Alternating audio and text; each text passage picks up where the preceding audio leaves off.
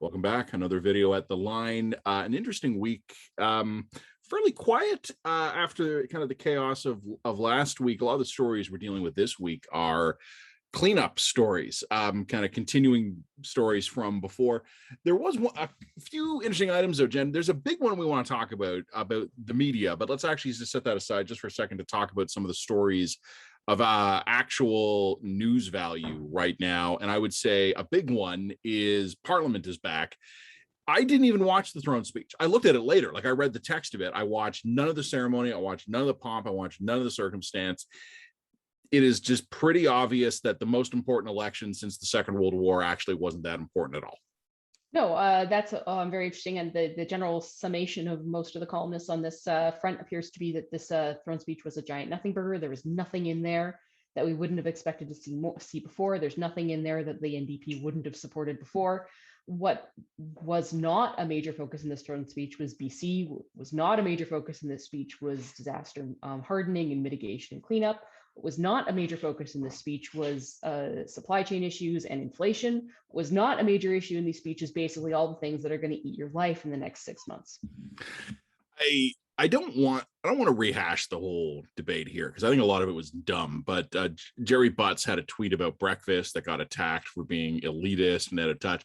I think that, to be honest, I think that was unfair. I think. Did you see the tweet? Like, do you have any idea what I'm talking about? Yeah, I responded to it as well. He was basically, it was an Aaron O'Toole was tweeting about how the cost of food is going up, and he had like a picture of a breakfast plate with like, your eggs have gone up this percent, your coffee's gone up this percent, which is a very sort of conventional way of presenting a problem like inflation. It's stock standard political communication, whatever. It's the consumer price index in photo form. Like, yeah, 100%. Like, who cares?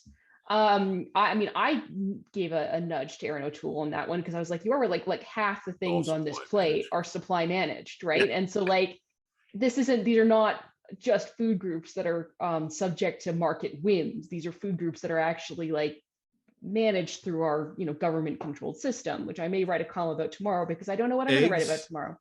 Eggs, butter, and syrup. And I forgot about syrup. Okay, yeah, you're right. I forgot about syrup too. If it was Miro maple syrup, it's supply managed. Yeah. Anyway. Sorry. If it's at a diner, it's probably not real maple syrup. Probably not. But anyway, point being, if it's a good one of those really good brunch places, it almost certainly is. Sure. I go to good brunch places, Matt. I don't know what's wrong with you. But anyway. I go to Greasy Spoon diners straight out of the 1950s. Perfect. Anyway, Jerry's tweet, the one that got him in trouble, was where he said, "Does the breakfast come with a defibrillator?" To me, that was just kind of like a joke. Like, I don't think we needed to turn it into a throwaway joke. It's not a national scandal. Who cares? I think like the funny thing is too, here we are already, we had a plan, we wrote out a plan, and we're just blowing it up immediately. Whatever. I thought the attacks on him were unfair on that one, but I also think he had a completely brain dead tweet from a couple of days ago that he probably didn't get enough pushback on. I don't know if you saw this, but it was like something, I'm trying to remember what it was. It was like Doug, I'll have to go dig it up. We'll put it on the screen for the viewers, but he made some snarky comment of like, "Oh, I remember when Doug Ford said Ontario couldn't get enough vaccines." Yeah, it was when Ontario couldn't get enough fucking vaccines. That's what he said when we couldn't get enough vaccines. That's correct. Yeah, that is, yeah. And when he was saying, he was correct. And there are dead Ontarians today and dead Canadians more generally who died because we couldn't get vaccines on time. Now, we did mostly nerf the third wave in Ontario because we used the vaccines in a smart way. We gave them to healthcare workers and we put them into long-term care homes. So even though the third wave was our biggest, it actually had, I think, of the three waves, the least fatalities because vaccines work. But it was just, yeah, I mean, I don't think we need to spend all of our time policing poor Jerry's Twitter account. The one thing I will say though, one thing I'll make, I don't know Jerry. We've interacted professionally. I don't know the guy at all. Do you ever get the feeling that his Twitter is just him enjoying the fact that he's not in politics anymore? Like, it is really good when you leave a job and you're not bound by all the corporate restrictions of the old place, and you can have a couple weeks of maybe tweeting dumb stuff because you don't have a boss anymore, but then you realize, oh, I got to go get like another job, or I got to do something else. I can't poison my own reputation. How many years of edgy tweets is Jerry going to need to decompress for the years of living under message discipline? Yeah, what we're starting to realize is that message discipline is actually a good thing, she said, ironically and self-awarely, knowing that she doesn't have any. No, message discipline is a good thing, and generally message discipline is there for a reason, because you're not as smart as you think you are, she also said, knowingly, awarely, and self-awarely. Anyway, and Jerry should probably display more of it. I mean, I think you tweeted something, the column I wrote yesterday about, or last week, remember, what was the column I wrote about last week about how, you know, climate change, we're too parochial in our approach to climate change, we need to actually start thinking about mitigation and disaster hardening, things like that.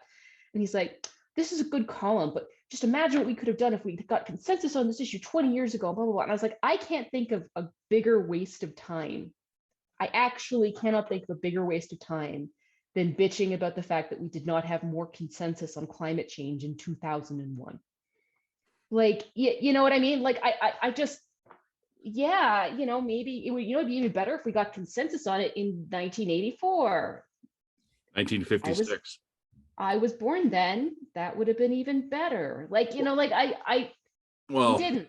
Like, we got to work on it. Look, live by the retroactive consensus and die by it, because the tweeters of the 2040s will be looking back at the liberal government policies of this era going, it's too bad we didn't have that China consensus, you know, back in 2015 or 2018. It's too bad we didn't realize that eating meat was murder. You know, like it's too bad that our generations of grandparents didn't understand that animals were sentient. That was quite sentient but delicious.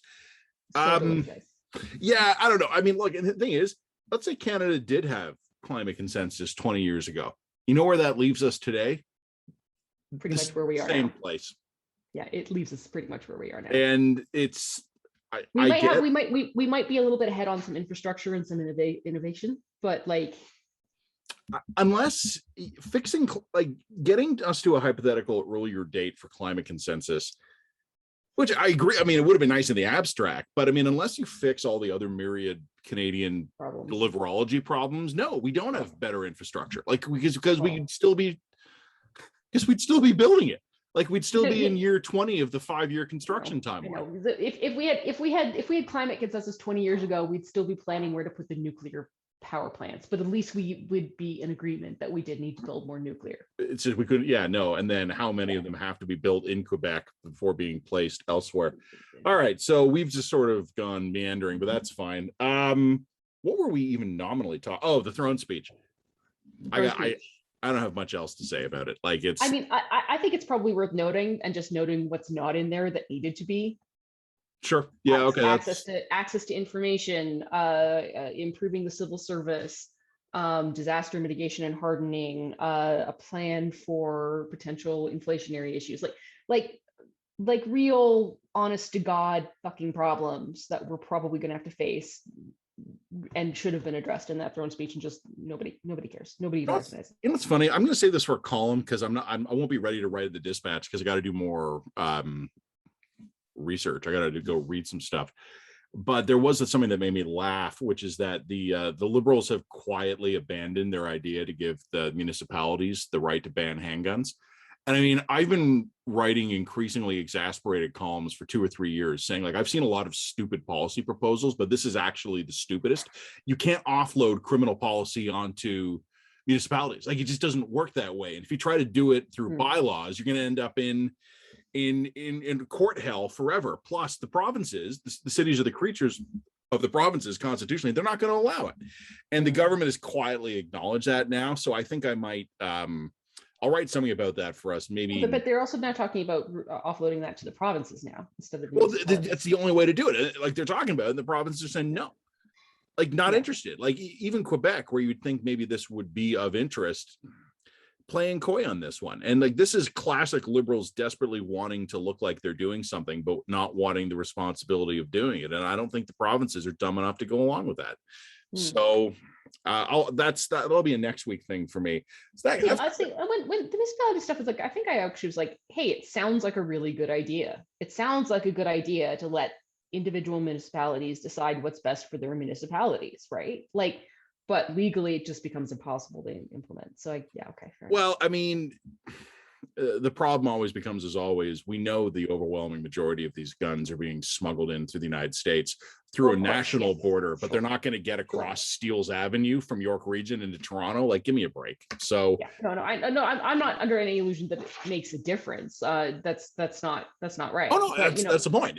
But I can understand just from a pure politics point of view, why this would be really popular in Toronto. Because you say you've done something. Pardon? Because you say you've done something. We've been in handguns in Toronto. And the culture around handguns is fundamentally different than the culture in Toronto. It's fundamentally different than the culture around handguns in some place like Edmonton or Grand Prairie. These are different cultures and different experience levels with these weapons. And I can understand that different policies may make sense in these different regions. So like, I kind of get it. But no, I get it politically, perfectly understanding and acknowledging that it would make no difference in Toronto. Yeah, I mean, it was a post column I wrote a year or two ago where I said the thing that blows people's minds when I say this is that the problems in Toronto are not gun control problems. Like, the gun control system exists to regulate the lawful use of registered firearms within the lawful system. The problem we have in Toronto and a few other cities is almost entirely gang violence over either perceived honor slights or aspects of the criminal trade using weapons smuggled into the country. You will never be able to fix that problem using the gun control system. Like, you could make a billion tweaks to the gun control system, but it's not going to address a problem that has never been captured by the gun control system. But the gun control thing has never been about crime. It's about culture and politics. Right? Yep. Yeah. Essentially, it's about saying that we're the type of people who don't allow guns in our That's community. Exactly what it is. Yeah. That's what it is. Or we are the kind of people who like hunting and are outdoorsy, and we like guns in our community. Yep. Like, that's it. It's never, no part about the gun control debate is about crime. What you're saying are the things we're not supposed to point out.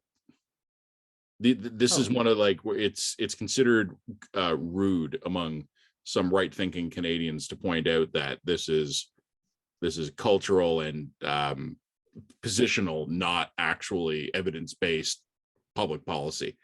Because you're absolutely right, it's not, but we're supposed to pretend it is. But here's I think where you and I are slightly different on this one, where I would say, no, I totally acknowledge that it has nothing to do with crime, but I do think that there's not a valid, but like there's a much more emotionally grounded position about sort of displaying the kind of virtues that your communities would like to show itself to be engaged in. I don't think that's totally invalid. You know what I mean? Like, I think that if Toronto wants to demonstrate itself to be the kind of community that doesn't support guns because really they think guns are creepy and weird and foreign and bizarre, as a community, they kind of have the right to do that. I think it's stupid, but whatever, communities do stupid things, like just to demonstrate that they're an in-group, right? It's a social cohesion thing, right? The problem is the people who are doing this would never admit that that's what they're doing. They would insist it is evidence-based crime-fighting public policy, because they're not the kind of people who would do the cultural in-group signaling. They're more enlightened than that. They're focused on the policy outcomes and they follow the evidence.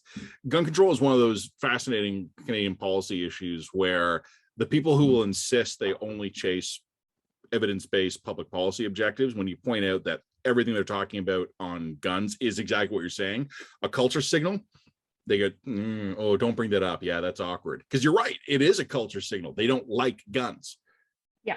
But they also don't like thinking they're the kind of people who would make a decision based on what they like or dislike. So I can understand why that would be very frustrating for you. Frustrating for me too. Atlantic Canada. We don't have much to say about this now, but we are going to be figuring out Atlantic Canada, and this is me just opening the kimono here a bit, folks, to all the viewers. We're light on Atlantic Canadian coverage. Jen and I, between us, have a network that kind of covers the country reasonably effectively from Ontario West. We also know some smart people to tap if we ever need something in Quebec. Atlantic Canada, it's not a complete black hole for us, but we're not particularly strong in Atlantic Canada coverage. And we want to fix that. We want to fix that for a lot of reasons. Like we want to do better Atlantic Canadian coverage. Specifically, though, we're also interested because we were talking last week. Okay, BC just got crushed. What goes wrong? Like what happens if something goes wrong in Atlantic Canada? And lo and behold, a nasty storm system just hit Atlantic Canada, flooding in Cape Breton, flooding in Western Newfoundland. Some of the roads have been washed out, not at the scale of what we saw in British Columbia, but it just sort of struck home to us. First of all, our need to do better in Atlantic Canada, but also it would be interesting to get an Atlantic Canadian perspective on adaptation there. I mean, Atlantic Canada, like British Columbia, is on the very far end of a very narrow logistics pipeline, right? Like it's not hard to cut off Atlantic Canada from the rest of North America. So we don't have the slightest idea yet who is going to write that for us, but we're going to go find it.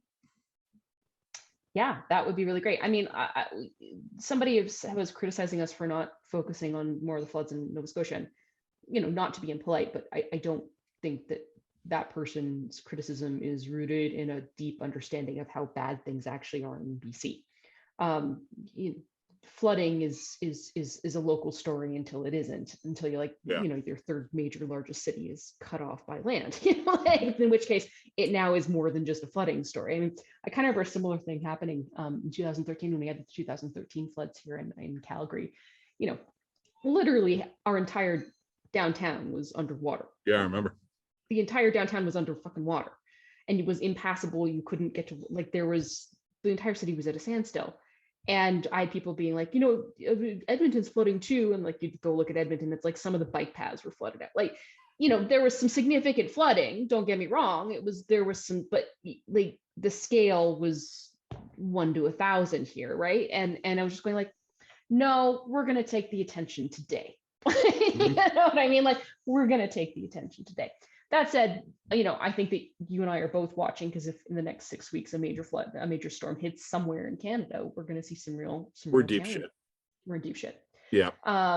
So, you know, it's you know, not that it's like winter or anything, so I'm sure it'll be fine. Well, I mean, on that topic, I mean, talking about disaster response, this is not a pun. I'm not referring to the disaster of the sexual misconduct scandal, although it could have worked as a pun if I'd planned that better.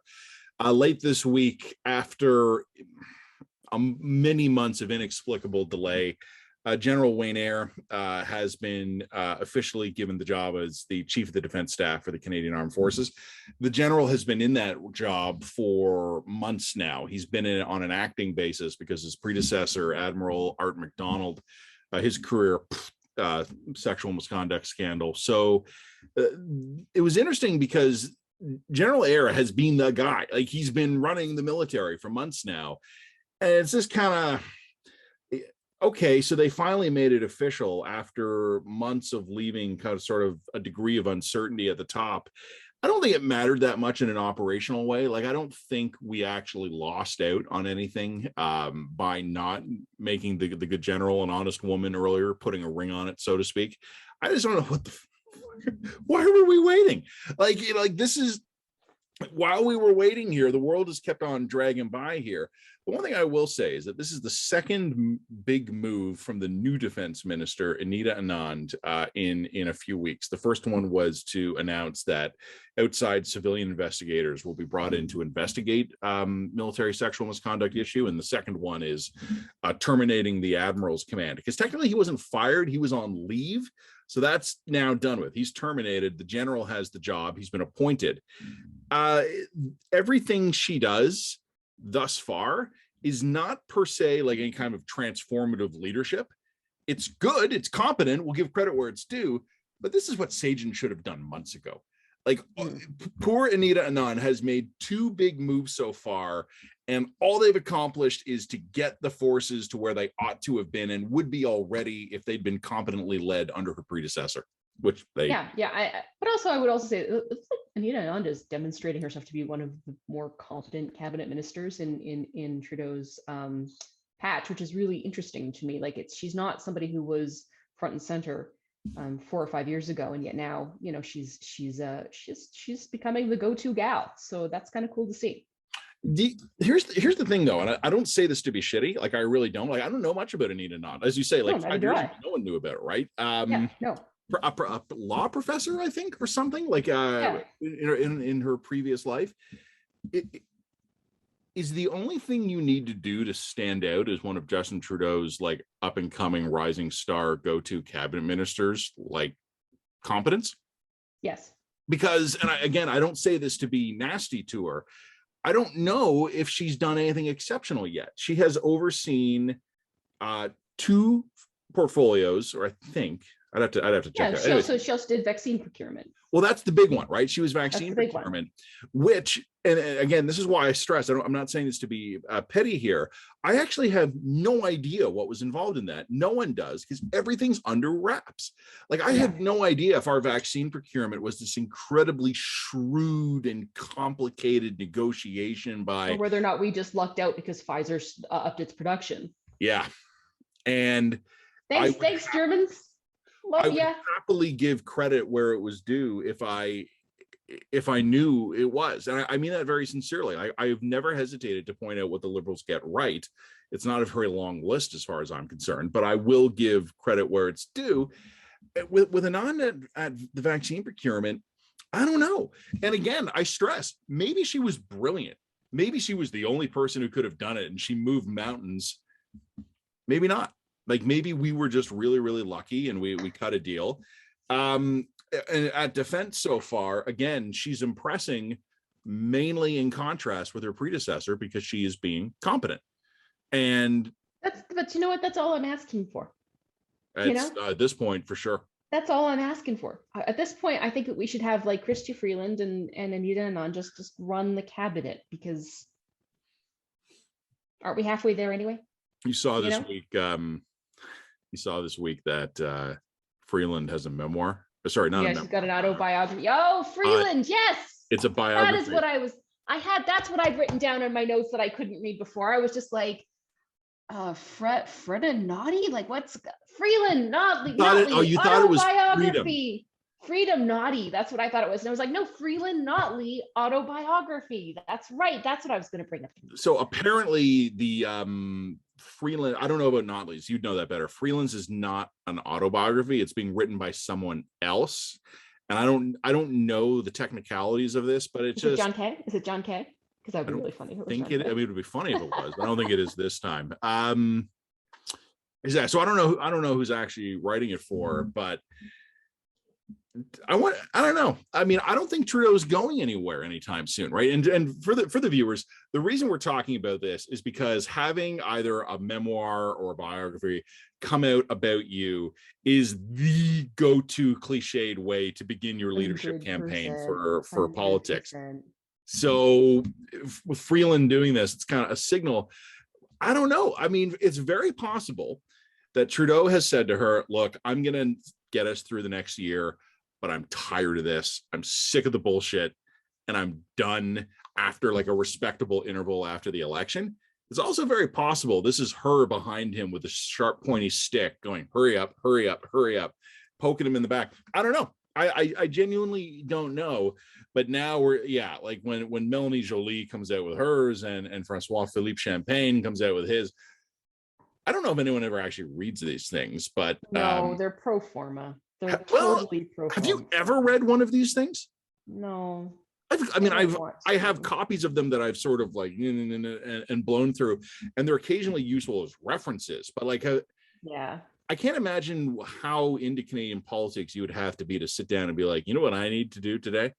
I got to read the memoir. Somebody is going to go through the book for me and sum it up and put it in the CP story. That's all I need. Like, honestly, I don't, because the politicians don't write these things themselves. They're not real insights into what they think and how they are. They're ghost written, right? They're ghost written by somebody who's serving kind of as a proto PR person to present the best possible vision of this person to an adoring public. And it's just, well, they're also event swag.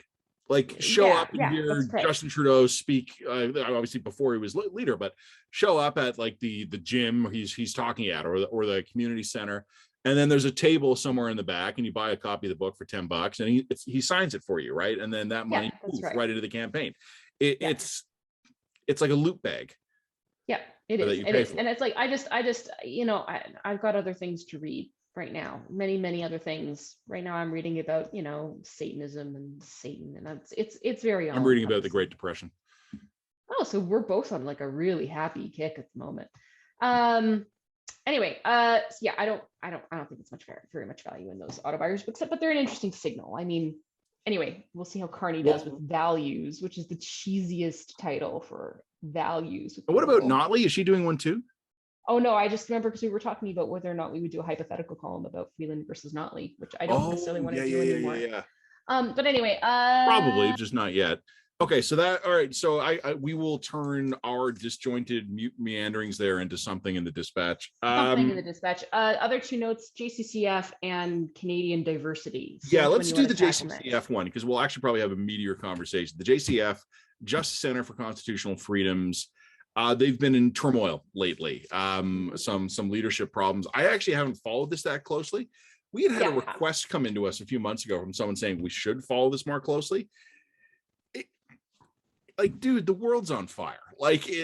Yeah, the world is on fire. That's exactly. It's like a 15th tier story, but something I don't even know what it is. I saw the headline, I didn't click it. Well, why is the JCCF in the news again now? The JCCF is because one of their former employees is suing them, essentially, just because of the internal drama that's going on. I need to dig into it a little bit more. I think it's probably worth a dispatch note because I think this is worth noting is that part of the reason why we have such a complacent political social culture has to do with the fact that we don't have a lot of judicial activism, either on the left or the right. There's not a lot of people out there who are willing to do what, for example, the ACLU does, which is I'm going to fight for the good fight. I'm going to fight on behalf of the bad guys because the principle needs to stand. JCCF is really one of those only one of those organizations that's willing to take on the most unpopular people in civic society. And I actually think that is a really important thing to have in any kind of democracy. You need a strong group that's willing to say, no, principles of justice, freedom of speech, all of these sort of general liberal values need to be defended on their merits, even when the individuals involved are odious. The Mike Ward sort of comedian case is an example of this, for example. This is me being a skeptic here. And again, I don't know this as well as I should. So don't think this is an authoritative declaration or anything. But has the JCCF always actually been smart enough to do even though they're odious part? No. And this is actually the point, is that this principled stand only works when you have an organization like this that you can take seriously and consistently takes those principles to stand. Yeah, no one ever accuses the ACLU of actually becoming a Nazi. That's right. I mean, lately the ACLU's gone off on a weird tangent, but that's a totally different conversation. You actually need to take a principled stand on these things and be incorruptible in that. You can't beclown yourselves and then still you can't it's a fine line between standing up for principles and becoming edgelords. And you and I sort of navigate that line a lot of the time as well. We try and sometimes we fail, and that's fine. But we couldn't actually run the line and run it very well if we were just edgelords. So that just wouldn't fly. We'd probably be more popular, but it wouldn't actually be the same thing. Well, we've talked about this before. If you're not, you and I both have a push the envelope mentality. If you're not anchored, though, that is that ruin lies in that direction. There be dragons. You will destroy yourself unless you're properly anchored. And I think you have to root yourself in a genuine belief in the principle. No, somebody needs to push back on this because it's important to have someone serve in the role of holy adversary. The Catholic Church has, since the Middle Ages, has brought in a devil's advocate to advocate against the canonization of saints. I mean, most famously, Christopher Hitchens served in that role against Mother Teresa. Yeah. Because you need someone to be like, okay, but wait a minute, let's think this through. She was still canonized, but she was canonized over Hitchens' very voluble and very well thought out objections. And, you need people in society to serve as that role and to understand that role as almost a vocation, as a holy purpose. Yeah, and Red Force. You need a group of guys within your own society that you trust who will be the simulated enemy anytime you're trying to figure something out. Yes, that's right. And that's essentially the role that we serve in society in a very modern way, in political and society. We are always going to be outsiders. Well, I'm always going to be an outsider. I don't know, you might be more popular than me, but we're always going to be outsiders. We're always going to be a little bit transgressive. We're always going to be able to challenge the norms. And that means that there are certain sacrifices that we take in our personal and professional lives as a result of serving that role. But we're called to do it because it's a higher purpose, it's a higher power, it's a higher institutional value that we're serving. And like, I'm cool with that. But if you're not grounded in that principle, if you're not grounded in that idea that you're serving an important role for the benefit of society in the long run, in a big picture way, then you're just a fucking edgelord. And you'll spiral out of control. And like you and I have many people in our acquaintance who have spiraled out of control and become lunatics. We're talking about once they're through the looking glass, they're gone. They're gone. And you know, they just, not only do they destroy themselves in the pursuit of their own fame and power, but they then cease to be functional to the society as a whole. And they discredit the cause. Yeah. They discredit the cause and they make everybody look bad. And then the rest of the society polarizes around them because they've just discredited their role, right? Like they've become unprincipled and unscrupulous. And it's sad because there be the abyss, right? Like there be the self-destructive sort of nature of this role, and you have to get over that. I've told you this before. There's a column I've been kind of mulling around in my head for a long time, and here I'm just going to totally blow the thesis so anyone can go rip me off now. I have almost no use for contrarians. I love contrarianism. Like I love the ability of someone to go, I am locked in with the mainstream consensus on 95% of things, but this is bullshit. And like, I value those people. And if you have an organization that was full of those types, I would take it very, very seriously. I mean, we've already talked about gun control in this video. I'm to the right of the Canadian political center, but my views are generally fairly mainstream. But on defense, on gun control, I'm wildly outside the norm because I will call bullshit on the mainstream where I think it's wrong. That's where I'm contrarian. But I'm not a contrarian. I will be contrarian on issues, but I don't derive any weird emotional thrill from being contrarian. When I encounter people who are self-identified as contrarians, like that's how they identify themselves, I'm not impressed by your intellectual honesty. I just think you're socially maladjusted. Like if you, well, some of us are socially maladjusted, Matt. You have, and yet you've got time for me. I have lots of time for you. You are a very moderate case. I mean, like some of the contrarians I know, they're not contrarian because out of any intellectual or philosophical curiosity or openness. They're contrarians because they cannot get along with human beings in society, and they have found a way to rationalize it to themselves.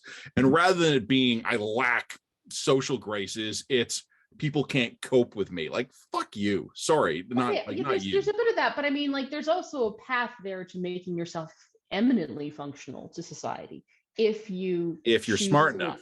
If you choose to accept that as the calling that it is. Yeah. And it's a hard calling. It's much easier to go along with the main course, with the main tide. It's much easier to walk into whatever popular. That's why 95% of people do it. Like most people just sort of sit down, shut up, keep their heads down, and roll with it. But if everyone did that, it would be a very oppressive society that couldn't challenge its dogmas in any meaningful way. So that is a very philosophical conversation on why I think the JCCF needs to be good and it needs to be there, and I think that it ought to exist, but it cannot exist. Something like it, at any rate. Yeah, but it can't exist. Incredible amount of self-control, but also external credibility to function effectively in that role, and I'm not sure it has either. I don't think it has either. So that's a problem. The other thing, and you and I are both going to be contrarian on this one. The Canadian Association. We're socially maladjusted. Well, perhaps the Canadian Association of Journalists, CAJ. I get that wrong every time. CAJ has a diversity survey out there, and it is confirmed, as if this would surprise anyone, that Canadian journalism is lopsidedly white. And you and I know this. I have always made the argument, and this gets me in trouble sometimes, that rather than looking at this through a lens of sort of systemic racism or institutional bias or things like that, which it will be true some of the time, what people don't understand is because they want to fit all this stuff into grand cultural narratives. What they don't understand is what has happened to Canadian journalism is that people with more experience, but in particularly union seniority, have survived when the youngins haven't. The youngins have been ruthlessly culled out. And guess who the diverse people were? Like, the union seniority and experience has created this incentive in Canadian journalism that has been anti-diverse, right? Because you've been protecting a newsrooms, or even just sort of a cadre of journalists in general who are reflective of Canadian demographics a generation ago. And this will change. It will change slowly, but some of these people will retire out. Some of them will go. It won't, because that newsroom seniority protection is going to disappear, just as the new more diverse demographics starts to whoever replaces them will be demographically more diverse than the newsrooms that were constituted in the 1990s. So that's my main note of caution on this. There are cultural issues, there are systemic issues. 100%, a lot of what we're dealing with is what has happened when newsrooms have shed massive amounts of their staff, and through either seniority or union protections, they have shed the long haulers. The long haulers started in the 70s, 80s, and 90s. It was not the Canada of today. You took a closer look, though, at the CJA. And here's what's surprising. It's interesting. Here's what's surprising is that I was expecting to see something lopsidedly white in proportion to the rest of the Canadian population. And it's not. Basically, its survey found that the journalists who responded are roughly representative. It's like 75% white. Well, guess what? Canada's 78% white. Yeah, it's a little less than 2% black. Well, guess what? The Canadian population is 3.5% black, 10% Asian. Well, guess what? It's not to say that it's a perfect representation. But what this would indicate is that the population of Canadian journalists serving Canadian media is roughly representative. It's not as radically lopsided when you look at in the context of the Canadian population as we've been kind of been led to believe, bluntly. And also, a lot of the things they're trying to point out as being shocking or problems are pretty obviously explained. For example, most of the people of color, racialized individuals, tend to be in newsrooms in cities, big cities especially. Well, I wonder why rural newsrooms have more white people. Let's think that one through. Like, that's a shocker. Like, I think some of this is also really, how to say this, there are so many journalists who are concentrated in Toronto that sometimes I think that they lose perspective on the real racial demographic of the country as a whole, bluntly. Like, if you're in Toronto and you're looking around, you're seeing a population that is like very diverse, very diverse, maybe half white, and you're thinking, that's my Canada. And I get it. Drive for an hour. Like, most of Canada is not Toronto. Canada is still a very, very white country. 4/5 of Canadians look like you and I. Yeah. So it shouldn't necessarily be raising a panic bells or panic alarms if your institution is mostly white in a mostly white country. That shouldn't be shocking you. You noted something interesting, and I don't know. I haven't read this yet. I will go read this.